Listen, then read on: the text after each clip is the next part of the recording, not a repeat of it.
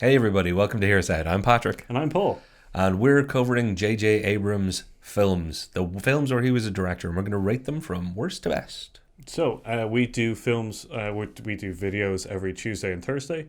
So please check them out, and which is comment, like, and subscribe, and ring that notification bell whenever you feel like. Yeah, you'll love our stuff. Join the crew. Now, on to J.J. Abrams and his amazingly short list of films that he was a director of. Very much so. We were both surprised at this. We were both very surprised because I had him at 6, and as it turns out, it was only 5. Yeah, and I thought it was a lot more. Yeah, well, he has written and been involved with so many movies, and also because of his long history with TV, I think that was playing in our minds. Yeah, very much so. He's been a producer of a lot of stuff with it, and his production company Bad Robot has also been. Yeah, heavily involved. So he's got a lot of stuff coming up. Actually, he has a little film, some Star Wars thing. I don't know that kids are into it these days. Some sort of end of a big massive trilogy. Yeah, I don't. I don't understand what's going on. I don't know. Hopefully he'll get a bigger job next after this. You know, if he tries real hard. Yeah, I think it's an indie film. Yeah, it's a $600 million indie film. Right now, though, to go through what he has already produced, we're going to go straight in at number 5. This is not his worst film. This is just 5th on his list of 5 films that he's directed. I actually do think it's his worst film too, though. Me more, yeah. So this is our combined list. We had to argue this out. Our lists were not matching when we started. No. But when we ended and before we hit record, our lists were matching because no one needs to see us fight. We're friends. In at 5, Paul, what is it? It is Star Trek Into Darkness. Which is not even his best Star Trek film. No, we've got the two Star Trek the films on this list. Star Trek Into Darkness was it was a decent film. A lot of style and everything that J.J. Abrams brings to his movies. But it was a slight rehashing of Wrath of Khan in some ways. They lose a mark in certain respects. Yeah. They also messed up at the time by trying to make it like, oh, it's nothing to do. No. Benedict Cumberbatch isn't Khan, blah, blah, blah. It was all a little bit ham-fisted, and it didn't need to be because when you watch the film, as you said, it's good, it's not great. There are some exceptionally wang-doodly out-of-nowhere things like the opening sequence where they obviously put the Enterprise underwater just so they could do a shot of the Enterprise coming out of water. There was no story reason for it to be there realistically. And I think you pointed out they bust the Prime Directive. Yeah, one of the major rules in Starfleet and the Federation, the Prime Directive of interacting with a pre-warp civilization and having any kind of impact on it, which they seriously do. Yeah, which they seriously do. So, JJ, that's not your best. But, good news is, we're on to number 4. And number 4 is slightly better. And I think it's quite a bit better in some ways.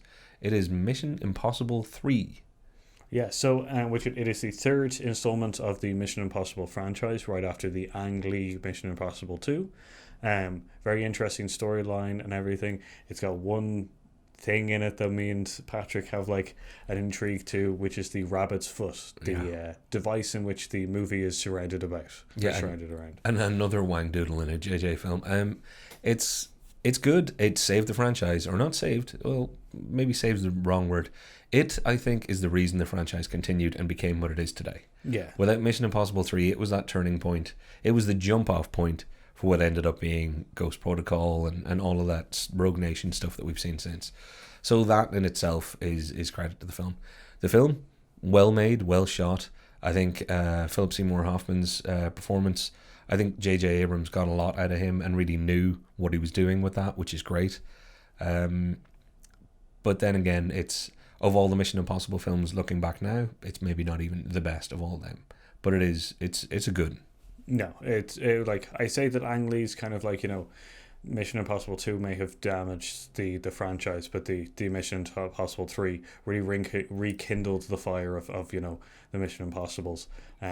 Tom Cruise is once again replays which gets Ethan Hunt, and he's a very good character in this one, which is well rounded, great secondary characters and a nice story. So yeah, no, they did well. They gave him a love interest that was more than just a love interest, and ended up being the the start of a through line that would go all the way through the rest of the films. Very much so. So top three, folks. In at number 3 is... Star Wars The Force Awakens. And a lot of people have just dropped their mouse or fired it at a screen because they all know the 3 films that are left. I like it. I really, really enjoyed this. A lot of people don't like Force Awakens. I thought it was great. I think J.J. Abrams was given a task I would not have taken on in a million years. Well, maybe for a certain amount of money. He took the bad feeling that there was in the air for Star Wars thanks to the Lucas prequels, and he got Star Wars back to Star Wars. That's what he did. He reset the table. He cleaned some of the dirt off it all, and he managed to get back to a place where people could feel like they were watching Star Wars again, not watching a prequel or watching something that was annoying them. I know a lot of people don't like it for a lot of really stupid reasons. I said it, they're stupid reasons, but it's a good film. Yeah, so this is the reason that it's in this position is it is a great film. It did rekindle the love of Star Wars and everything in a lot of people. This is a film that is closely connected to the first Star Wars film, New Hope. It's got a lot of the same kind of story elements and actiony kind of parts to it. So we put it in number 3 because he really did a good job in kind of bringing it back to the great moments within Star Wars. Yeah, a great job doing what he had to do. Whereas in number 2, in the second spot, is Star Trek, where he did a great job that he didn't have to do. This was one of those, again, a continuation of a franchise, in some ways a reignition or a restarting of the franchise. He didn't just save things or get things back to a good spot. It was a really, really, again, another great jump off point.